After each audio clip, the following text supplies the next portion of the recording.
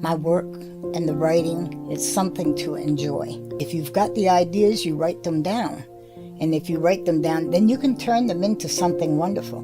And that's what I love to do. That is my work. My name is Bernadette Bland, and I'm an author. And I have written a book called Flights of Fancy, and it has poetry and prose and short stories.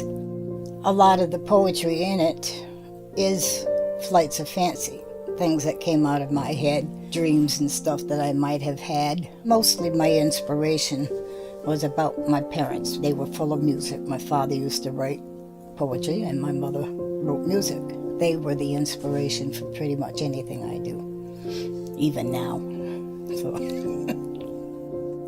through the eyes of memory, I can see her there, a crown of tawny gold and skin so fair, seated by the window, brushing her long hair, watching us kids from her rocking chair. Then there was gray in that crown so fine, and delicate lines now added with time.